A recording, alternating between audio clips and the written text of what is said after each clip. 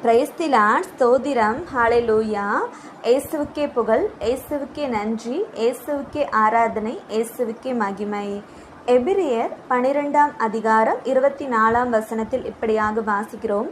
புதிய உடன்படிக்கையின் இணைப்பாளராகி இயேசுவின் முன்னிலையிலும் நிற்கிறீர்கள். ஆபேலின் இரத்தத்தை போலன்றி சிறந்த முறையில் குரல் எழுப்பும் இயேசுவின் இரத்தத்தினால் தெளிக்கப்பட்டு இருக்கிறீர்கள். பிரியமானவர்களே, இங்கே எப்படி வாசிக்கிறோன்னு பார்த்தீங்கன்னா, புதிய உடன்படிக்கையின் இணைப்பாளராகி இயேசு, அதாவது இணைப்பாளராகி இயேசு. ஆதாம் ஏவாள் பாவம் செய்ததுனால பரலோக வாசல் அப்படிங்கிறது அடைக்கப்பட்டிருந்துச்சு. அதாவது தந்தையாம் கடவுளுக்கும் நமக்கும் இடையே ஒரு பெரிய இடைவெளி அப்படிங்கிறது இருந்துச்சு.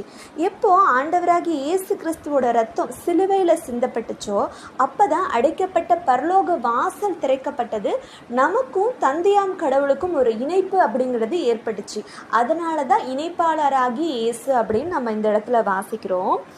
அதுக்கப்புறம் பார்த்தீங்க அப்படின்னா, ஆபேலின் இரத்தத்தை போலன்றி சிறந்த முறையில் குரல் எழுப்பும் இயேசுவின் இரத்தத்தினால் தெளிக்கப்பட்டிருக்கிறீர்கள். அது என்ன? ஆபேலின் இரத்தத்தை போலன்றி சிறந்த முறையில் குரல் எழுப்பும் இயேசுவின் இரத்தம் அப்படின்னு பார்த்தீங்கன்னா, ஆபேலோட ரத்தம் என்ன பண்ணுச்சு? தன்னை கொலை செஞ்சவங்களை பழி வாங்கணும் அப்படிங்கிற ஆதங்கத்தில் குரல் எழுப்பினுச்சு. என்னை கொன்னுட்டாங்கங்கிற ஆதங்கத்தில் குரல் எழுப்பினுச்சு. ஆனால் இயேசுவோட ரத்தம் அப்படின்னு பார்த்தீங்கன்னா, இயேசு கிறிஸ்து ஆண்டவர் வந்து சிலுவையில் தன்னை அரைஞ்ச அப்புறம் கூட அவர் என்ன சொன்னார்? தந்தையே, இவர்கள் செய்வது என்னவென்று அறியாமல் செய்கிறார்கள், இவர்களே மன்னியும். அதாவது இயேசுவோட ரத்தம் மன்னிப்புக்காக பருத்து பேசுது. ஆபேலோட ரத்தம் பழி வாங்கிறதுக்காக அதன் நிமித்தம் பேசுது. மனுஷங்களுக்கும் ஆண்டவருக்கும் உள்ள வித்தியாசம் இதுதான். தன்னை கொலை செஞ்சவங்களை வந்து மன்னிக்கணும் அப்படிங்கிறது இயேசுவோட சித்தமாக இருக்குது. ஆனால் வந்து தன்னை கொன்னவங்களை வந்து பழி வாங்கணும் அப்படிங்கிறது மனுஷ இயல்பாக இருக்குது. இதுதான் சிறந்த முறையில் குரல் எழுப்பும் இயேசுவோட ரத்தம். இப்போ பார்த்தீங்க அப்படின்னா, இயேசுவோட ரத்தத்தால் நம்ம அனுதினமும் கழுவப்பட வேண்டியது அவசியமாக இருக்குது. ஏன் அப்படின்னா, இயேசுவோட ரத்தத்தில் வந்து பாவ மன்னிப்பு இருக்குது, சமாதானம் இருக்குது, நமக்கு வேண்டிய எல்லா நன்மைகளும் இருக்குது. அதனால தான் இயேசுவோட ரத்தத்தை நம்ம வந்து சிறந்த முறையில் குரல் எழுப்போம் அப்படின்னு நம்ம இங்கே வாசிக்கிறோம். அதை வந்து அவர் சிலுவையில் ரத்தம் சிந்தனை மூலயமா சில காரியங்கள் மூலயமா நம்ம தெரிஞ்சுக்கலாம்.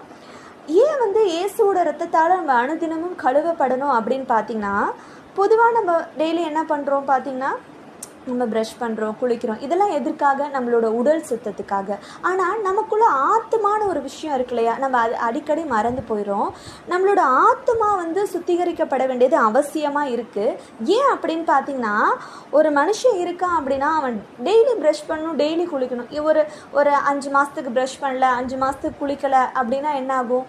ஒரு வியாதி வரலாம், ஏன் மரணம் கூட ஏற்படலாம். இது வந்து சரீரத்துக்கு. ஆனால் நமக்குள்ளே இருக்க ஆத்மா இருக்கு இல்லையா, அந்த ஆத்மா கழுவப்படாமல் இருந்தால் என்ன ஆகுனா, ஆத்மா மரணம் கூட ஏற்படும். எப்படின்னு பார்த்தீங்கன்னா, நம்மளால் ஜெபிக்க முடியாது, நம்மளால் வந்து எந்த ஒரு காரியமும் ஆண்டவருக்காக நம்மளால் செய்யவே முடியாது.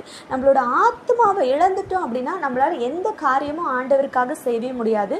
நம்மளோட ஆத்மாவை வந்து நம்ம எப்போவுமே வந்து ஒரு புத்துணர்ச்சியாக வச்சுக்கணும். அதை வந்து நம்ம எப்போவுமே ஒரு எப்படி சொல்கிறது, அதை வந்து நம்ம பரிசுத்தமாக வச்சுக்கணும். அதுக்காக தான் நம்ம வந்து இயேசுவோட ரத்தத்தால் கழுவப்பட வேண்டியது அவசியமாக இருக்குது.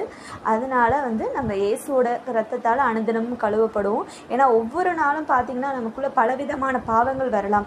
கோபம், எரிச்சல், போட்டி, பொறாமை எதுவாக இருந்தாலும் சரி, இயேசுவோட ரத்தத்தில் எல்லா வல்லமையும் இருக்குது.